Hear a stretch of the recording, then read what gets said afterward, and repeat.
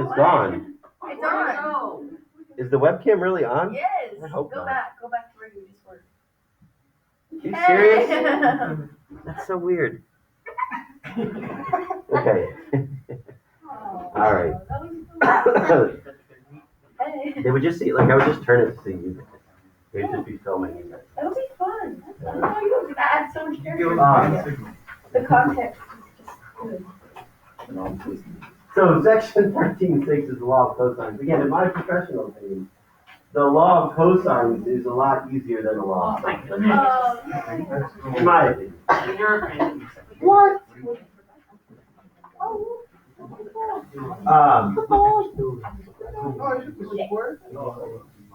Now, I am not saying the law of cosines is easier to remember. I'm saying it's actually easier. Here's why I say it's easier. There is no ambiguous case to the law of cosines. The law of sines, you always have to check that ambiguous case if you get a bad word.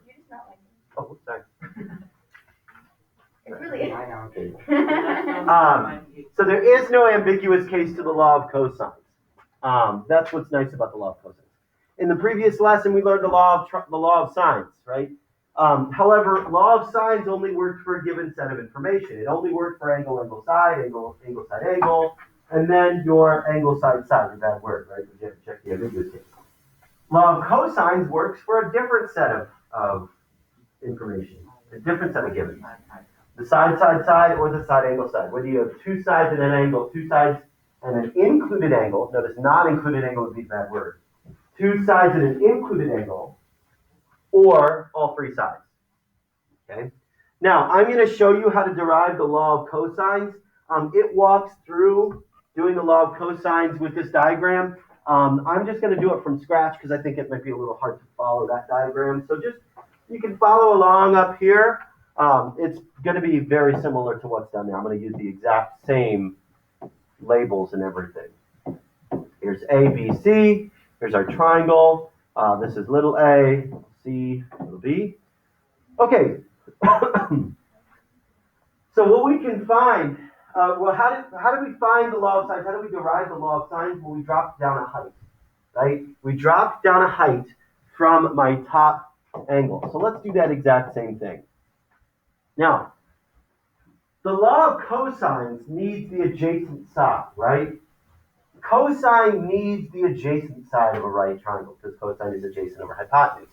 So whether I'm looking for angle A or whether I'm looking for angle C, I need the adjacent side, which had just gotten cut in half. Like, think about this right triangle on the right side or the left side. This only here, from A to this point where the height dropped down, would only be the piece that I would use for my adjacent, or from C to where this height dropped down would be the only piece that I would need for my adjacent side, for my right side triangle. So let's define what those things would be. If I call the left side x, and again, we dropped down a height there. If I call the left side x, and that's just the distance from A to that point, what is the distance over here from that point to C? If I call that x, what is this? B minus x, right? The full length minus the piece on the left side, right? So let's do some Pythagorean theorems here. Let's do a Pythagorean theorem on the right side triangle. That will give us a squared is equal to h squared plus b minus x squared. Y'all follow me there? All I did was the Pythagorean theorem on the right side right triangle. This right triangle inside the right side here. H, A, and b minus x. Okay, let's manipulate that. Let's expand that. A squared is equal to h squared plus, and if I FOIL this, I get b squared minus 2bx plus x squared. That's just some quick FOIL in there. I know. Joy asked that exact same thing when I said I was going to do it after the notes. No. Okay, so we got h squared plus b squared minus 2bx plus x squared. Okay. Let me manipulate this a little bit. Let me reverse the order a little bit. A squared is equal to b squared minus 2bx.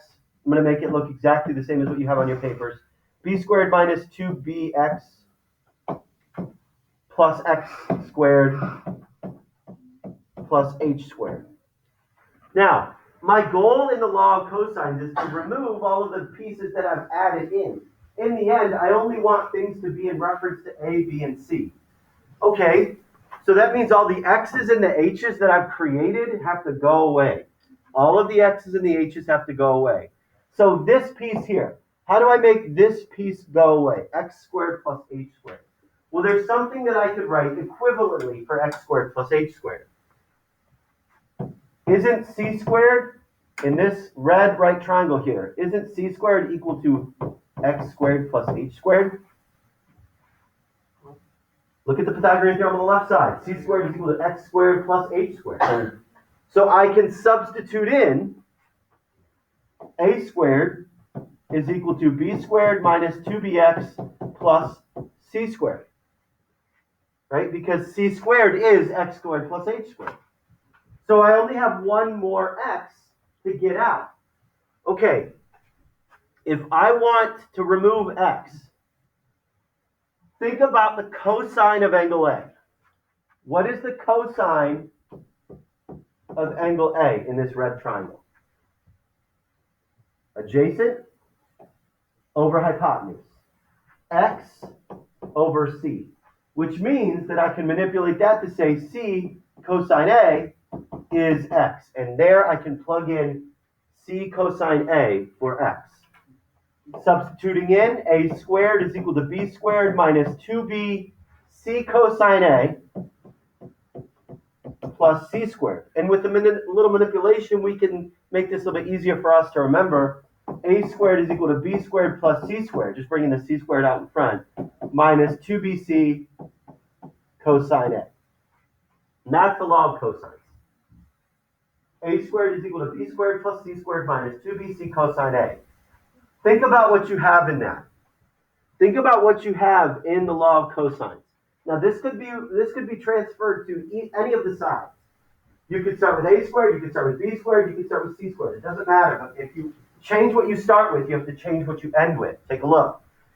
Take a look at this first one here. A squared is equal to b squared plus c squared. So the other two sides squared minus 2 times the product of the other two sides times the cosine of angle A. Now notice here that each angle that we're referencing is the opposite side of the opposite side of the triangle of the side that we started with. Okay? So if I'm going to use cosine C, c squared has to go on the left side. If I'm going to use cosine B, b squared has to go on the left side. If I'm going to use cosine A squared has to go on the left side.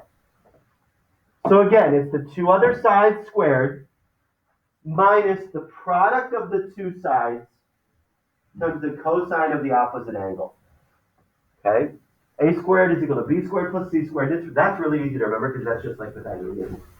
A squared is equal to b squared plus c squared. And then you have to subtract away 2bc cosine A. 2bc cosine A. So let's take a look at it.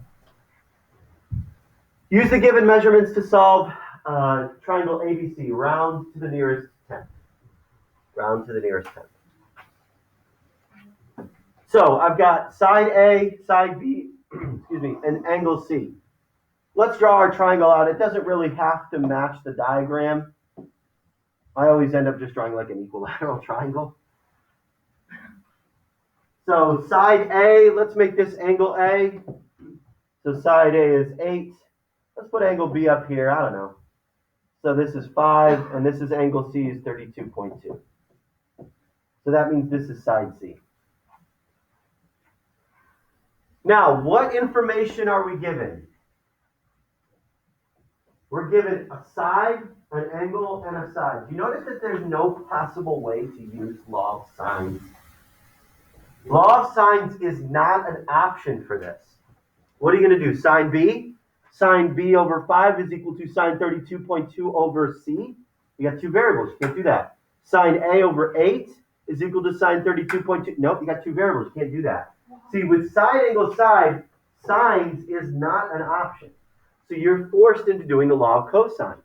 Now, the law of cosines requires all three sides. Right? The law of cosines requires all three sides for you to use. So take a look here at my missing side.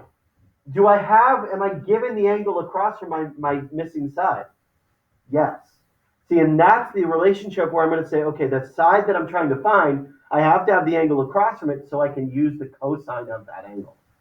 So let's set it up. In this case, I'm going to say c squared is equal to the other two sides squared. 5 squared plus 8 squared minus 2 times the product of those two sides times the cosine of the opposite angle of the side we're trying to find, cosine 32.2. What's really nice about this is that if you're trying to find a side with law of cosines, you just plug it in your calculator. 5 squared plus 8 squared minus 2 times 5 times 8 times the cosine of 32.2. Don't forget, though, that's c squared is equal to that. C squared is equal to 21.3. So I've got to square root it. Don't forget to square root it. That's a very common mistake. So in this case, my answer is 4.6.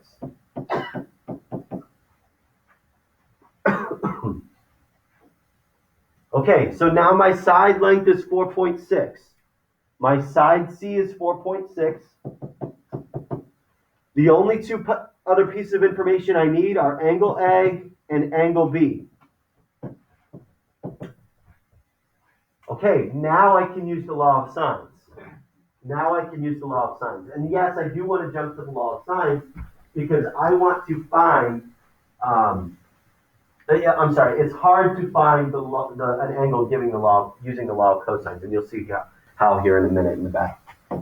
All right, so we say sine, once this is 4.6, we say sine 32.2 over 4.6. And see, now I have an angle and a side pair given to me. And now we can find angle A or angle B. Let's find angle A. So that's sine A over 8. Now this becomes something that we could have done yesterday, right? 8 times the sine 32.2 divided by 4.6. So inverse sine of that. No, come on now. Oh, I've got to do that all over again. So sine 32.2 times 8 divided by 4.6. Inverse sine of that. There we go. That's much better. And that gives me 67.9 degrees. 67.9 degrees. So that's angle A. And then to find angle B, don't work harder, work smarter. Just do 180 minus the other two angles. Don't try to jump back to law of sines or anything. So my third angle is 79.9.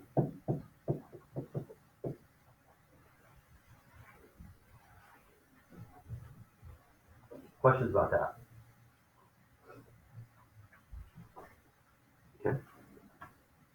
Flip it over on the back.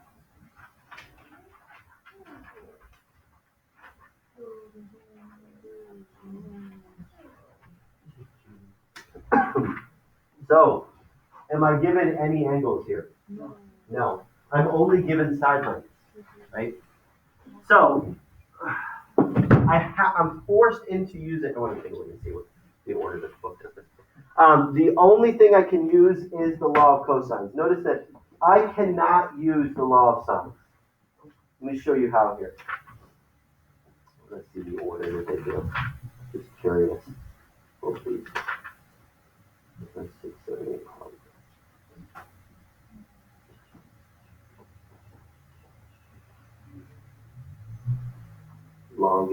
Largest angle. You always want to go largest angle. Yeah, I forgot. I had to remind myself. I couldn't remember if it was smallest angle or largest angle. You always want to find the largest angle first, when using the law of cosines to find an angle. So I've got my triangle here. Let's call this A, B, C. That means this is 8, this is 9, and this is 7, right? So when you're not given it, thank you. I'll be here for you. Okay. Might be a second late. Okay. So when you're not given an angle, and you have all three sides, again, notice that you cannot use the law of sine. What are you going to do? Sine A over 8 is equal to sine C over 7. You can't do that. There's two variables there. So when you're finding an angle using the law of cosines, you always want to find the largest angle first. The largest angle first. And the reason you want to do that is because if you were to try to find the biggest angle using the law of sines, you might run into an ambiguous case. So you want to kind of knock out the ambiguous case, the possibility of having an ambiguous case right off the bat by finding the biggest angle. Which angle is the biggest angle? Angle B. Biggest angles are across from biggest sides. So the biggest angle is angle B. So let's find angle B right off the bat. That means at the end of this thing, I'm going to need a cosine B. Right? That means at the start of this thing, I need to have the 9 squared. I always think about it like that so I can set it up correctly, because angle and side pairs across the triangle from one another have to be across the equal sign from one another. And then we fill in the rest. 7 squared plus 8 squared minus 2 times 7 times 8 times the cosine B. Now, here's where you guys run into some issues. You guys try to like to do, you like to do more steps, more things in one step. Like you guys always like to try to rush ahead. I would say show the work, because a lot of times you guys run into an issue where you do something mathematically that is not allowed yet in terms of order operations. 2 times 7 times 8, 112. Because I've got to start getting things over to the opposite side. So I'm going to subtract away. Actually, I can add together the 49 and the 64. Yeah, because I want to show this. Here's what I mean. This is a 113.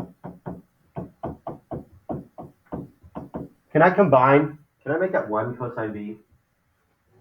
No. 113 does not have a cosine B with it. So you cannot combine those things. That's why I'm saying sometimes you guys try to like to do things algebraically that you're not allowed to. You've got to subtract the 113 over to the other side, because that 112 has the cosine B attached to it. So 81 minus 113, that'll give me a negative 32, is equal to negative 112 cosine B. So negative 32 divided by negative 112 is equal to my cosine B. So to solve this, I take inverse cosine of that fraction. I know that reduces, but we don't really care about that right now. Inverse cosine of 32 divided by 112 will get me 73.4 degrees.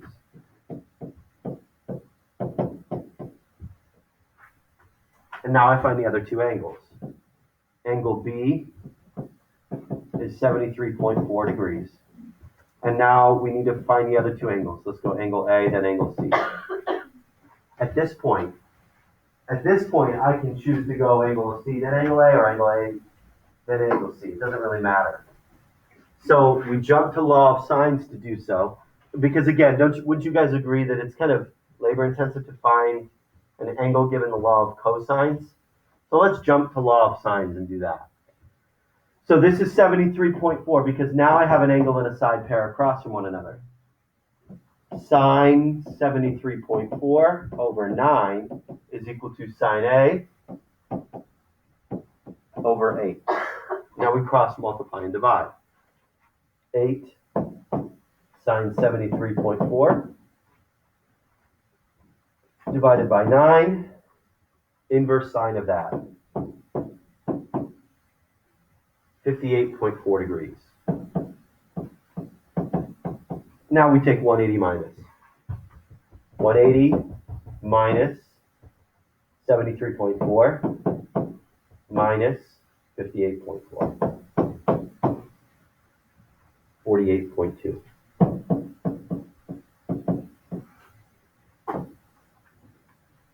There's my all three angles. So it's important that when you're given all three sides, you start using the law of cosines with the biggest angle so that you don't even have to worry about any ambiguous case.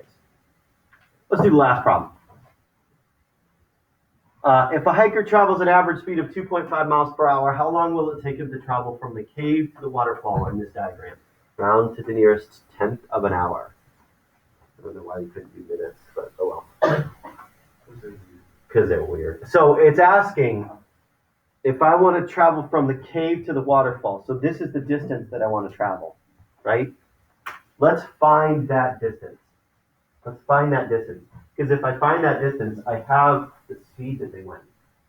So I can find the distance. I have the distance and the speed. I can find the time it takes. So I'm going to say the side x squared. Notice that we can't use the law of sines. Law of sines is not an option because I have a side angle side. So I've got to use the law of cosines. X squared is equal to 4 squared plus 3 squared minus 2 times 4 times 3 times the cosine of 71.7.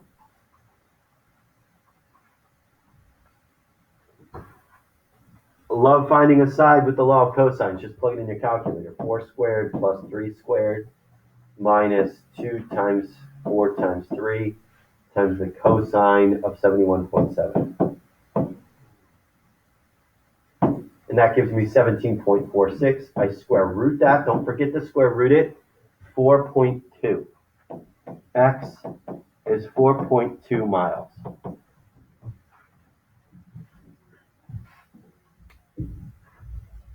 I always have to remind myself, rate is distance over time, right? Miles per hour. Rate is miles per hour.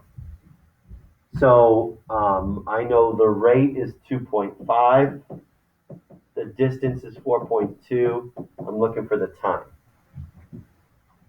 So honestly, don't I just flip-flop the 2.5 and the t? So that'll turn into t is equal to 4.2 over 2.5, which makes sense. That's distance divided by rate. That's going to get equal to the time it takes to do that thing. So 4.2 divided by 2.5 gets me 1.68 or 1.7 hours.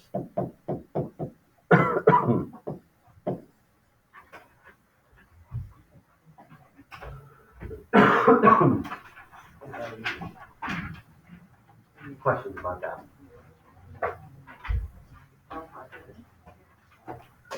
All right, last video of the year. Well, I guess I'll do some exam review videos and stuff.